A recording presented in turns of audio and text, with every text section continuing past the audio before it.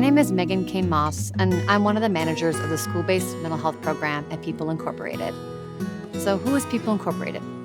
People Incorporated was founded in 1969 on the belief that those living with mental illness could be incorporated within the communities they live. We serve more than 10,000 discrete clients through 20 programs serving children, youth, adults, and those experiencing homelessness. We are the largest nonprofit community-based mental health provider in Minneapolis and St. Paul, with nearly 20 years of embedded therapists in schools. In providing therapeutic services to children for the past 11 years, something that we get asked about a lot in supporting children and adolescents are those who have experienced trauma. In our school systems, we continue to see these needs in many of our young people each year. It can be challenging at times to figure out how to support these children so they can learn and grow and be as open to the academic learning as possible. So today, we're gonna go through and review this topic.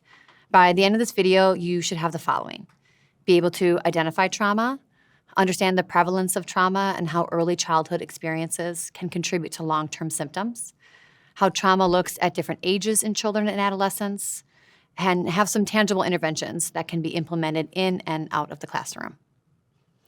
So what is trauma? Trauma can be defined simply as a situation that overwhelms one's ability to cope, but it can happen in a multitude of ways. They often occur when someone experiences something that was violent or violating directly to themselves, or if they witness something traumatic, or even if they learn that someone they know experienced something like this. At times, situations that are chronically unstable or unpredictable can be traumatic for children as well. In young children, having a predictable environment helps them feel safe and secure, both physically and emotionally. Without that, it can rupture their development, and that can cause traumatic feelings. Symptoms of trauma can include feeling confused, fearful, overwhelmed, helpless, angry, or even numb. This is not an exhaustive list of symptoms, but more is to say it can present in many ways and look like many different things. So these types of situations often trigger our body's alarm systems that are intended to keep us safe: fight, flight, freeze, or fawn. But when experienced over time or not properly processed, can lead to long-standing feelings of trauma. So although stress often gets a bad rap, not all stress is bad. Some stress is positive for you and your body, and some is tolerable. So not every stressful situation is necessarily traumatic. There are a couple of types I think it's important for us to review. Positive stress is the kind that can be motivating, like knowing you need to prepare for a presentation or studying for an upcoming test. It can be motivating to complete a task, meet a deadline, or achieve a goal. What characterizes this is that in the absence of the stressful situation, your body can return to baseline or a previous state. Tolerable stress is the kind of stress on your system that may need additional support to return to your calmer state. In these cases, maybe you need some help to work a situation through with a family member, a friend, or colleague. Maybe it lasts longer than something over the course of a day, or something that would naturally subside, like when a test is over. It may require others to help problem solve the situation or takes time to resolve itself. But ultimately, it comes to a place that either you return to your previous state or a state that feels less stressful. Now, toxic stress are events that cause stress without proper coping skills or supports in place to return to that calmer state. Toxic stress happens when you are unable to cope or that stressful event persists. These are situations where you don't have control, are helpless or powerless, and there is no support. Or it's just something so out of what someone is meant to tolerate, like a significant accident, sudden loss, exposure to violence. And either that single event is so significant or the chronicity of those events make it so you can't cope. Sometimes it's helpful to talk through some examples of trauma. Trauma can come in many forms.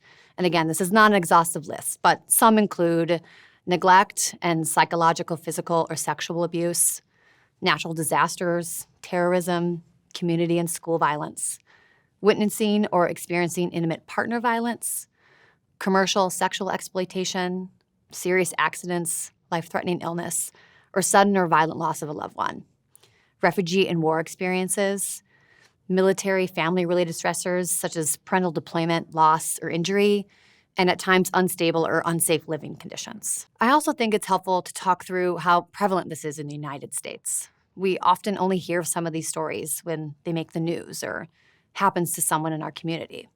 So let's provide some context for how often this occurs and review a few statistics that help us understand how unfortunately common trauma experiences are. So in one nationally representative sample of young people ages 12 to 17, 8% reported a lifetime prevalence of sexual assault, 17% reported having experienced physical assault, and 39% reported witnessing violence. Also, more than 2/3 of children under the age of 16 reported at least one trauma in the last year. 1 in 4 high school students reported being in a physical fight in the last year, and 1 in 7 children in the last year report experiencing child abuse. So all this to say, it is highly likely that there will be a student in your classroom this year that has experienced or is experiencing a traumatic event. It's good to be aware of this so we can continue to be proactive in building trauma-informed spaces for all our young people. So aside from some of these examples, there is a great study on what are called adverse childhood experiences. These have been shown to be high predictors of both emotional and physical struggles later in life. So adverse childhood experiences, or ACEs, refer to traumatic or stressful experiences children may go through before the age of 18. These experiences can include physical, emotional, or sexual abuse, neglect, household dysfunction, and exposure to other forms of trauma. It was a longitudinal study spanning over decades to assess how a list of experiences impact mental and physical health and other life events. And research has shown that exposure to ACEs can have a profound and long-lasting impact on a child's physical and mental health, as well as their social and emotional development. Let's break it down for just Minnesota information alone to get a better picture of what our young people are walking into our buildings carrying with them each day. In the 2016 Minnesota Student Survey, they surveyed 8th, 9th, and 11th graders, and they found some of this following information. So 17% of those students reported experiencing at least one ACE in their lifetime. 8% reported 2 ACEs. 4% reported 3 ACEs, and another 4% reported 4 or more ACEs. ACEs also can differ and show disparity between racial and ethnic identity in how many ACEs they may experience. For students reporting 4 or more ACEs, here's how it breaks down by racial ethnic identity. Asian and Pacific Islander students were 2.4%. Our white student population was 2.9%. African American, or those identified as Black students, were 3.7%. The Hispanic students were 5.4%. And students who identified as multiple races were 6.9%, and our American Indian students were 7.9%. Our LGBTQ plus youth also experienced ACEs at disproportionate rates. 41% of them had 1 to 3 ACEs in their lifetime, and 9% reported 4 or more ACEs in their lifetime. When we see these numbers, it helps put into perspective what our young people might be managing each day that we don't see, but may show up in other forms. All this is not to say that because they have experienced trauma or adverse childhood experiences that they're fated to experience traumatic-related feelings and behaviors forever. It is important for us to also focus on how our young people are resilient on their own, and also how we can help support building resiliency with them as well. Resilience factors are critical in mitigating negative impact of ACEs on our children. In the ACEs study, this is something they focus on as well as protective factors for our young people. Some of these protective factors include things like supportive relationships with caring adults, a positive self-image, sense of purpose and belonging, consistency with expectations at home, opportunities to develop and strengthen adaptive skills, and self-regulation. So there are many ways that these traumatic experiences can impact children and adolescents. Knowing what it looks like and how it shows up at school and in the community can help us better tune into our students' needs and provide those necessary supports. So I want to review a few other ways the impact of trauma may show up in our young people. One of these examples is being aware of the flipped lid model by Dr. Daniel Siegel. He uses his hand to make a model of the brain to demonstrate how young people may respond to triggering situations. If you hold up your hand, the palm of your hand would be the brainstem. Your thumb is the cerebellum and limbic system, which consists of the amygdala and the hippocampus. This is the feeling center of the brain and what is sometimes referred to as the downstairs brain, where feelings and memory are experienced. Your 4 fingers are the cerebral cortex and considered the upstairs brain, and that area provides executive functioning like problem solving and self-regulation. This area of the brain is the last to mature in people, not until their mid-20s. When a young person experiencing a triggering situation, the cerebral cortex is not yet fully developed to regulate the downstairs brain. So often children who experience trauma and those who don't might flip their lid. meaning to have a big emotional outburst. This isn't to say young people can't learn to manage this, but over time, with the maturing brain and support from their environment, they can learn to do this. Our young people who have experienced trauma might flip their lid more than a child who has not experienced trauma, and being aware of how their brain functions can help us learn where to intervene. So in their social development, this may look like having difficulty forming healthy relationships, including those with teachers. So it can be a misunderstanding of what healthy boundaries in a positive relationship looks like, or a mistrust of adults or others, and some other kind of unhealthy attachment styles. And these young people might have a high connection seeking, or at times the opposite, seeming to want no connection at all. The emotional and behavioral impact, as I mentioned, may look like difficulties regulating emotions or seeming on edge. They may engage in what are considered acting out behaviors, or alternatively, shut down. Their cognitive development could also be impacted. Many times, they interpret situations that are neutral as negative. I'm bad, so I do bad things. Other cognitive distortions, such as personalizing or fortune-telling, like thinking things are their fault when they're not, or assuming a negative outcome in a situation. We learned from the ACEs study that even physical health is impacted. Early childhood trauma increases the likelihood of other physical health issues down the line, such as heart disease, cancer, asthma, stroke, or even substance use. As I mentioned, trauma can impact that cognitive functioning piece, and it can show up in school as struggles with learning. It can often mimic symptoms of other issues, and although it is good to stay open to any and all concerns, it helps to not misdiagnose and therefore provide the inappropriate support. They may not be working and frustrate the student and their educators.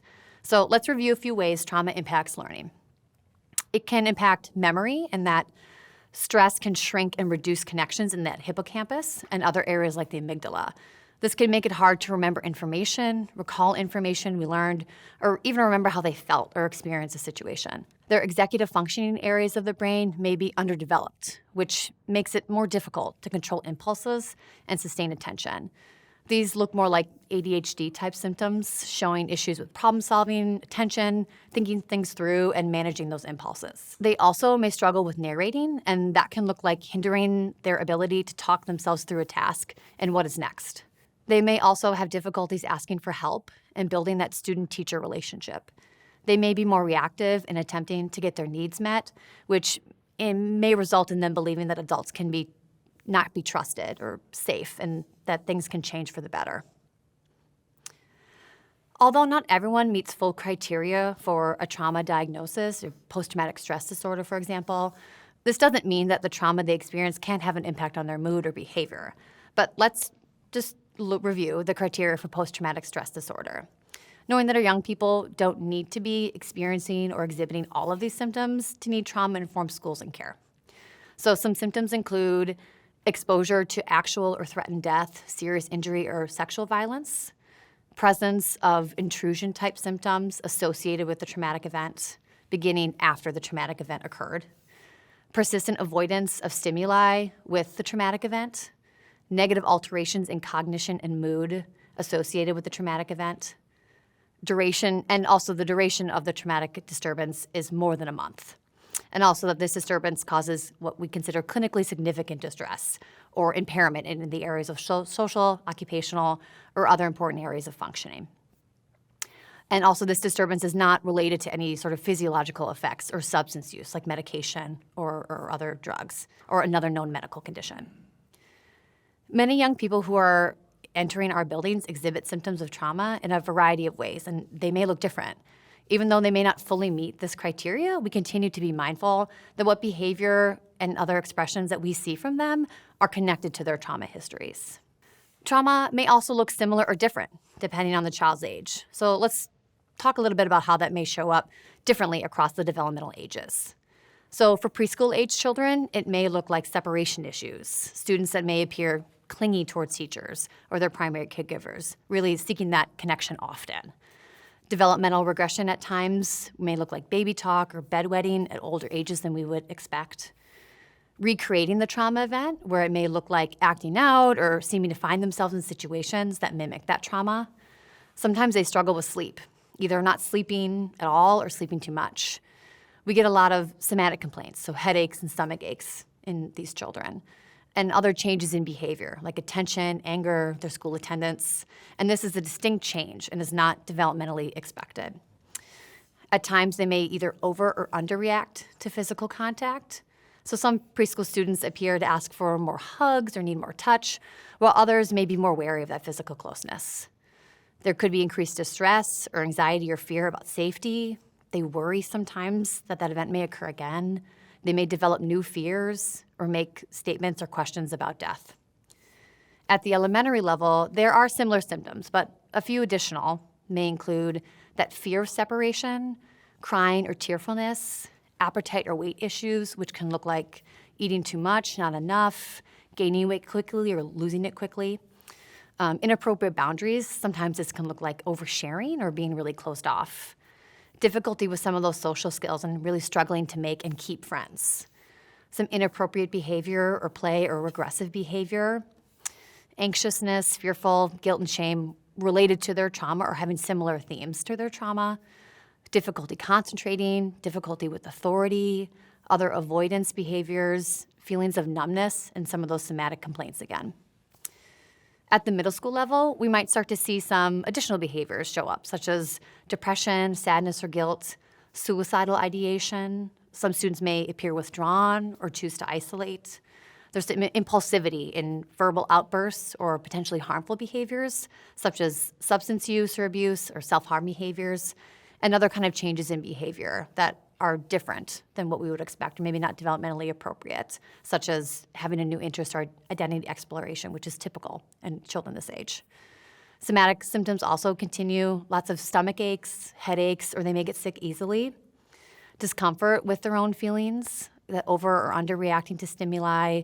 They may hyperfocus on the trauma event or have other changes in appearance or dress, which again is typical for adolescents. So we would be looking for a drastic or abrupt change or something that is harder to explain as the reason for this change.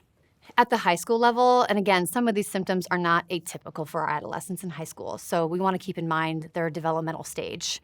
And at this stage, their logic centers of their brain, the temporal and parietal lobes, are well developed, but the prefrontal cortex that we were talking about before is not yet online.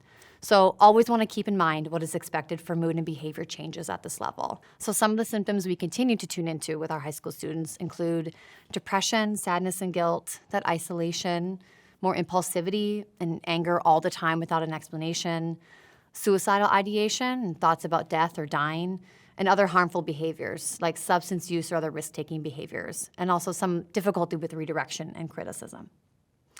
So with all this information in mind, it can be hard to know at times when a referral is needed. So many young people can manage big transitions and stressful situations with minimal support.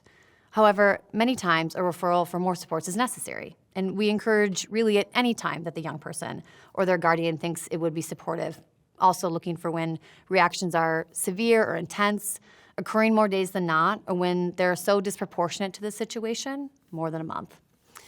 Also, when the child's daily functioning is impaired or impacted, what can look like avoidance or appearing to be fine after a traumatic event despite showing symptoms. But when in doubt, let a mental health professional evaluate.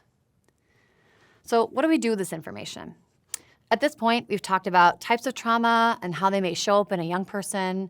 Referring for outside services is great, but also having strategies to continue to support them at home and in school is something you can start implementing right now. I'm going to talk you through some strategies at this point. So some things you can do are shift your language from what is wrong with you to what happened. This reframe of language takes some of the shame out of what happened and also depersonalizes by setting the trauma experience as something that happened outside their control versus something they brought on or did to themselves. We always want to use that trauma lens, looking at that child and their parent behaviors as their brain's best efforts to cope. And often these behaviors are the first clue that a trauma has occurred. We can help students identify people and places that are safe. They may need help with this for all the reasons I mentioned before, and they may struggle with feeling that adults are safe or have boundaries that are too open and not know how to identify which adult is safe to talk to and opening up to them to be more vulnerable. We can help our students advocate for support. We can use role plays to help practice. And remember that these skills the young people might be doing for the first time, especially if part of their trauma was not being believed. They're going to need our help with this. We also can maintain our usual routines. A return to normalcy will communicate the message to the child that this is safe and has some consistency in their life. Predictable environments are safe because young people know what to expect and they can learn how to navigate those situations. It's also great to give children choices when we can. Often traumatic events involve loss of control and/or chaos, so you can help children feel safe by providing them with some choices or control when it's appropriate.